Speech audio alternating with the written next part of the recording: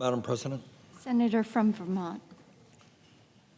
Madam President, in this unprecedented moment in American history, I think that there is a crying out all across this country for us to rethink who we are as a nation and what our national priorities are.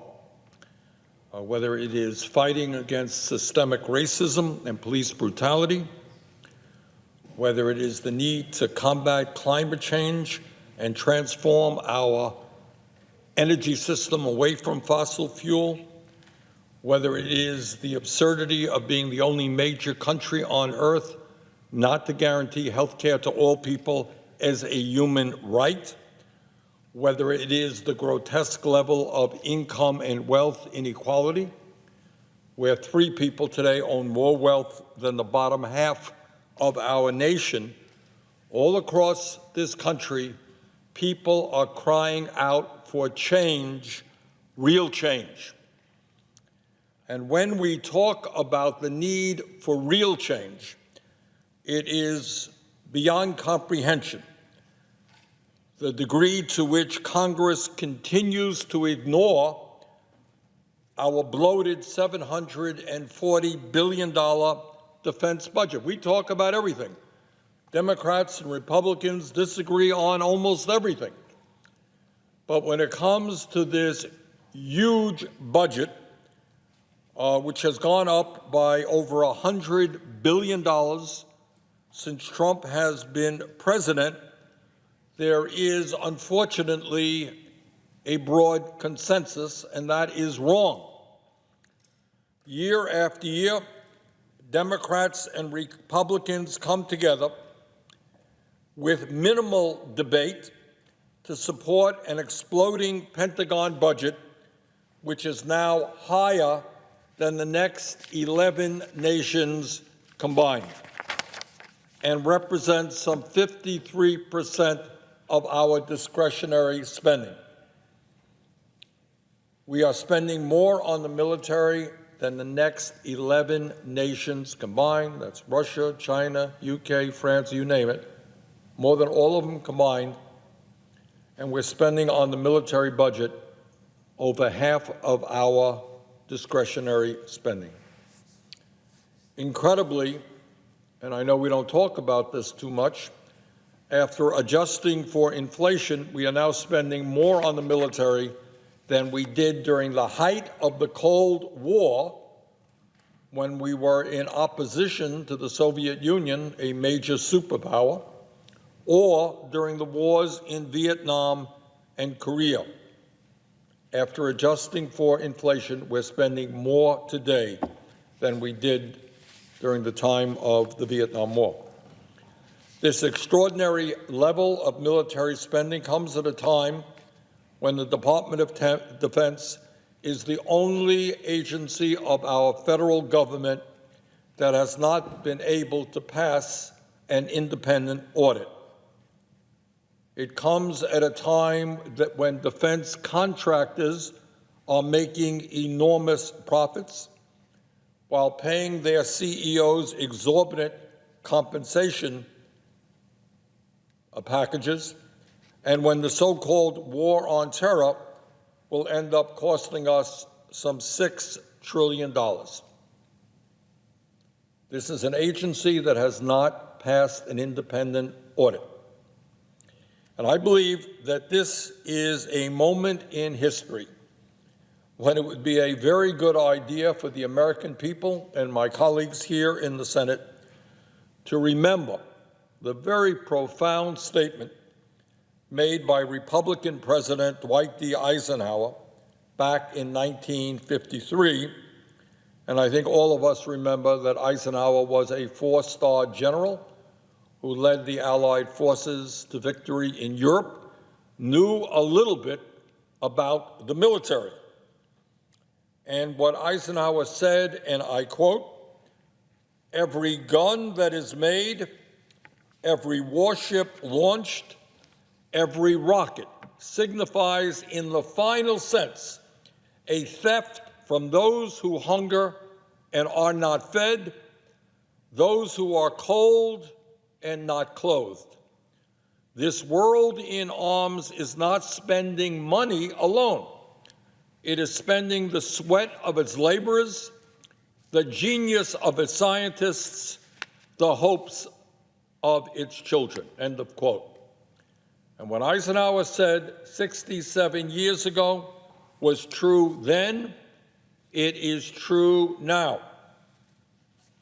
If the horrific pandemic we are now experiencing has taught us anything, it is that national security means a lot more than building bombs, missiles, jet fighters, tanks, submarines, nuclear warheads, and other weapons of mass destruction. National security also means doing everything that we can to make sure that every man, woman, and child in this country lives with dignity and security. And that includes many people and many communities around this country who have been abandoned by our government decade after decade. Without a moment's hesitation, we spend billions and billions on the military while we come to work and step over people who are sleeping out on the streets. Move away from communities where children are getting totally inadequate educations and where teachers are underpaid. I believe, Madam President, that the time is long overdue to begin the transformation of our national priorities. And I cannot think of a better way to do that than by cutting military spending. And I have, for this bill, filed 3 separate amendments, and I'd like to discuss them briefly. The first amendment would reduce the military budget by 10% and use the $74 billion in savings to invest in distressed communities around the country that have been ravaged by extreme poverty, mass incarceration, deindustrialization, and decades of neglect. We are proposing to transfer money from the military into distressed communities all over this country where people are suffering, where people are hurting, where people are unemployed, where people don't have any health care, where infrastructure is crumbling, where people need help. And Madam President, this amendment is being co-sponsored by the senators from Massachusetts, Senator Markey and Senator Warren. And importantly, and I hope my colleagues hear this amendment has the support of more than 60 organizations throughout this country, representing millions of workers, environmentalists, and religious leaders, including Public Citizen, Union of Concerned Scientists, Physicians for Social Responsibility, Greenpeace, and the United Methodist Church.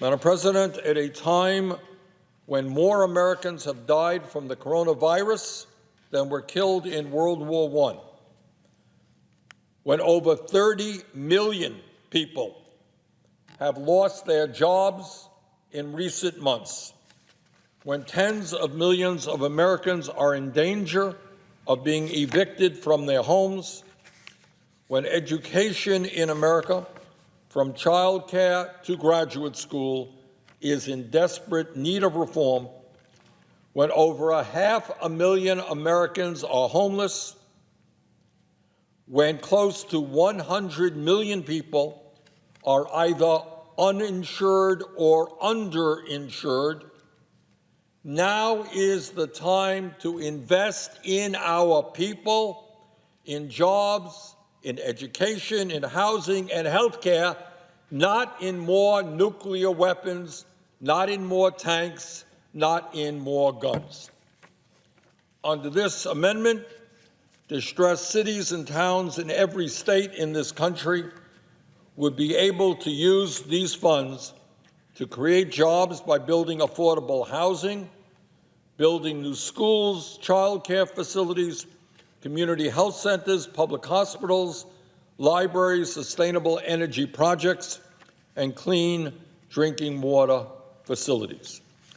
These communities would also receive federal funding to hire more public school teachers, provide nutritious meals to children and parents, and offer free tuition at public colleges, universities, or trade schools.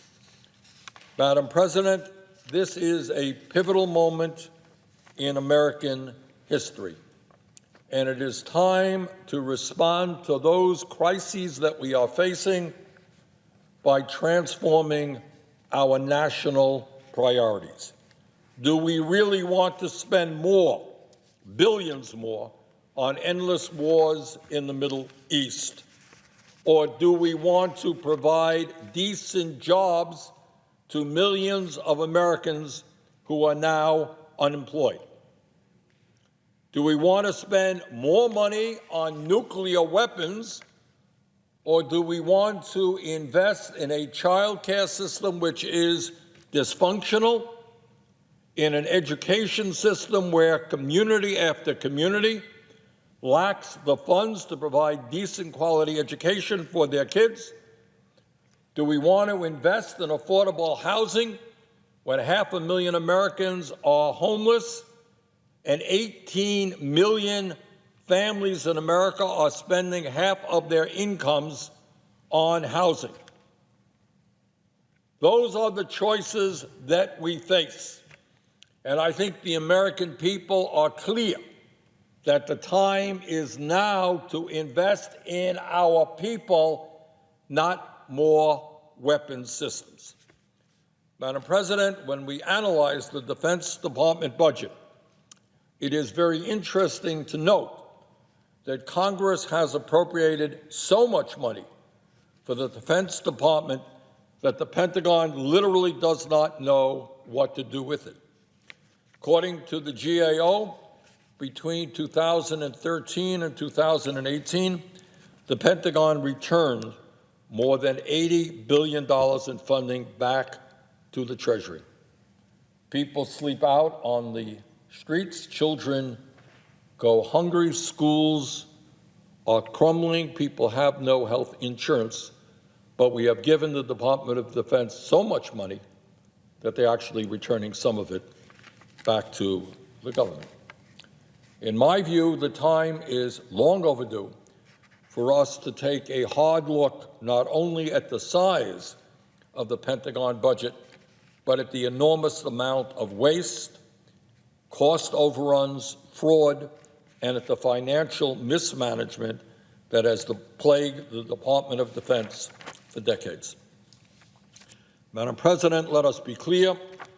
About half of the Pentagon's budget, and people I think don't know this, but about half of the Pentagon's budget goes directly into the hands of private contractors, not the troops. And over the past 2 decades, virtually every major defense contractor in the United States has paid millions and millions of dollars in fines and settlements for misconduct and fraud, all while making huge profits on those government contracts. And this at a time when we are not very vigorous in terms of our oversight. But despite that, since 1995, Boeing, Lockheed Martin, and United Technologies have paid over $3 billion in fines or related settlements for fraud or misconduct. $3 billion. That's what they have been caught doing. That's what they've been found guilty of or agreed to a settlement. God knows what else is going on that we still don't know about. Yet those same 3 companies received around $1 trillion in defense contracts over the past 2 decades alone. Further, Madam President, I find it interesting that the very same defense contractors that have been found guilty or reached settlements for fraud are also paying their CEOs excessive compensation packages. Last year, the CEO of Lockheed Martin and Northrop Grumman both made around $20 million in total compensation, while around 90% of the company's revenue came from defense contracts. In other words, these companies, and I'm talking about Lockheed Martin and Northrop Grumman, for all intents and purposes, are governmental agencies. Over 90% of their revenue comes from the taxpayers. And yet, the CEOs of those companies made over 100 times more than the Secretary of Defense. It's not too surprising, therefore, that we have a revolving door where our military people end up on the boards of directors of these major defense companies.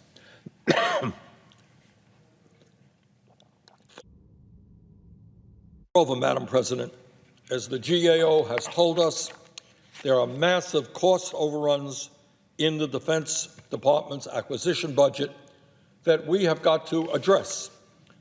According to GAO, the Pentagon's $1.8 trillion acquisition portfolio currently suffers from more than $628 billion in cost overruns, with much of the cost growth taking place after production. In other words, they quote a price, and then they come back after they get the contract and say, oh, we made a slight mistake. You're going to have to pay twice as much or 50% more or whatever it may be for the weapon system you ordered. GAO tells us that, quote, many DoD programs fall short of cost, schedule, and performance expectations, meaning DoD pays more than anticipated, can buy less than expected, and in some cases delivers less capability to the warfighter, end of quote. Madam President, a major reason why there is so much waste, fraud, and abuse at the Pentagon is the fact that the Department of Defense remains the only federal agency that hasn't been able to pass an independent audit. And that is why I have filed an amendment with Senators Grassley, Wyden, and Lee that would require the Defense Department to pass a clean audit no later than fiscal year 2025. When you have an agency that spends some $700 billion, I don't think it is too much to ask that we have an independent audit of the Department of Defense.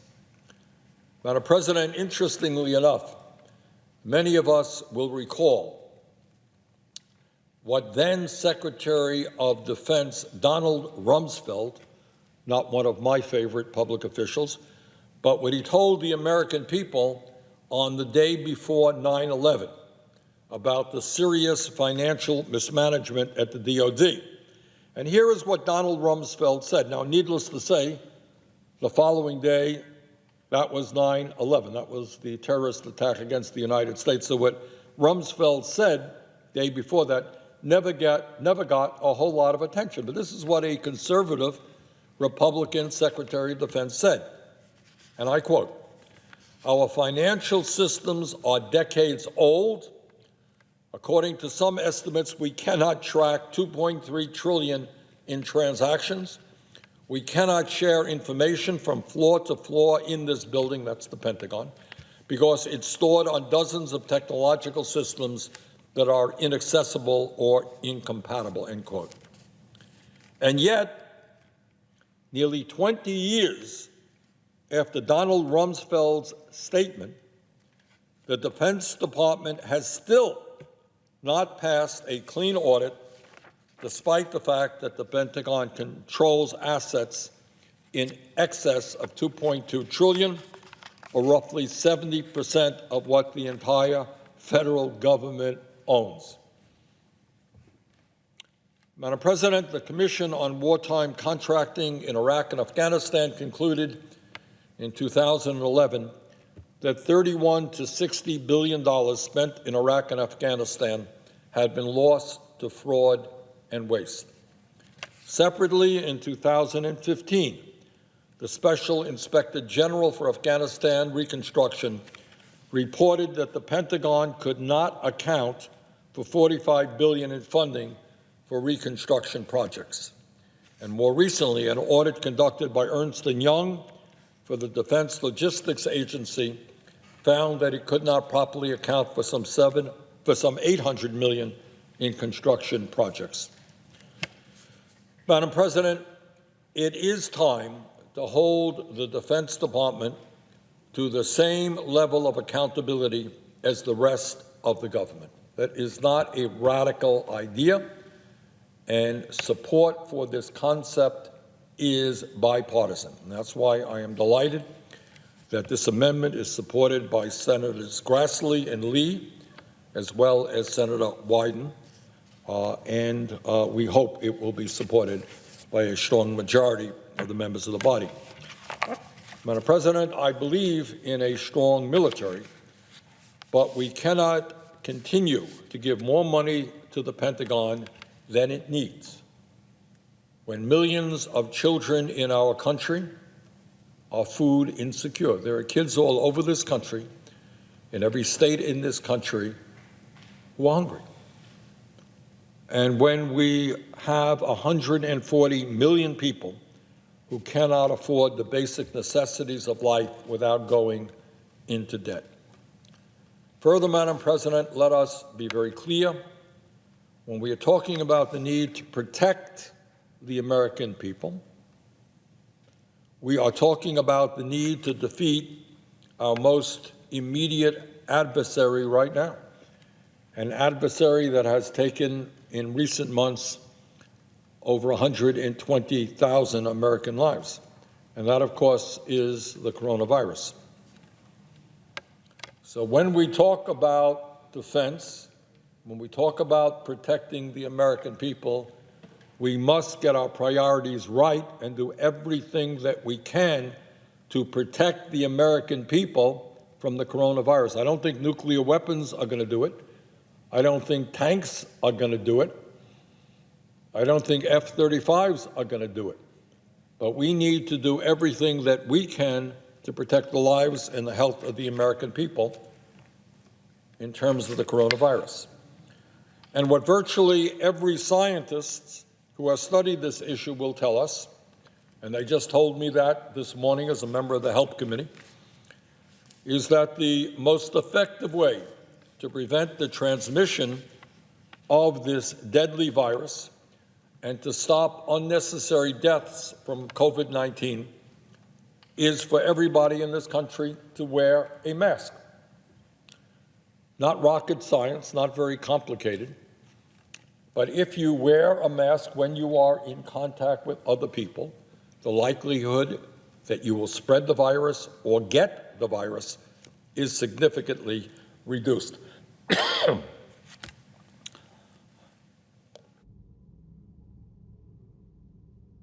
why I have filed an amendment which requires the Trump administration to use the Defense Production Act to manufacture the hundreds and hundreds of millions of high-quality masks that this country needs and to deliver them to every household in America. Madam President, this is not a radical idea. It's an idea that is being implemented all across the world in countries like South Korea, France, Turkey, Austria, and many other countries. And that is, they are distributing high-quality face masks to all of their people for free or at virtually no cost.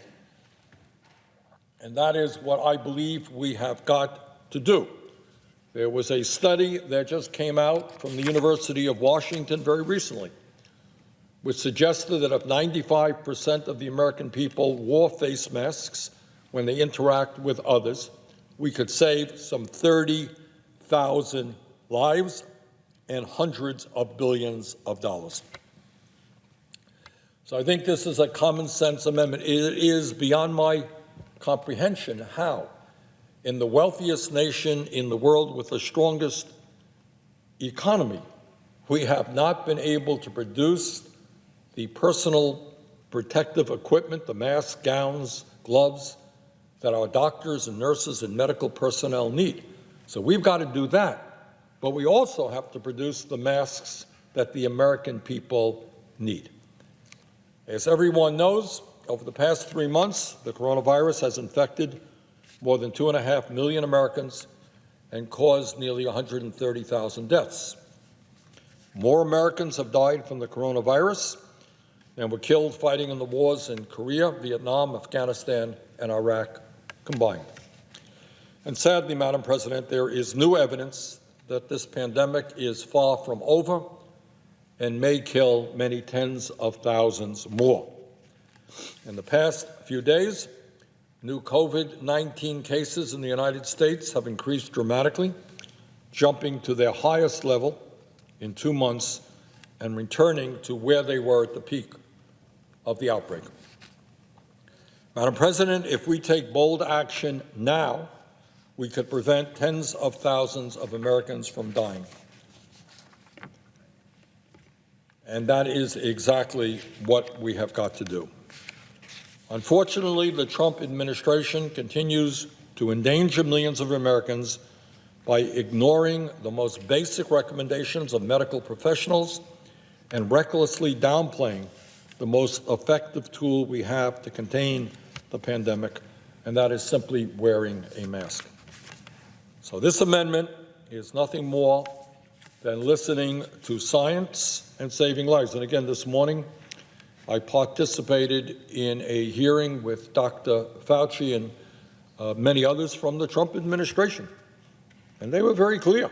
Masks work. Social distancing works. And we should listen to the scientists. Madam President, we are, as I mentioned earlier, at a pivotal moment in American history, and we as elected officials have got to respond in a transformational way. We've got to stand up for people. We've got to rethink the way we've done things in the past. And the amendments that I have offered begin the process of changing American priorities, and I hope that all 3 of those amendments will pass. And with that, Madam President, I yield the floor.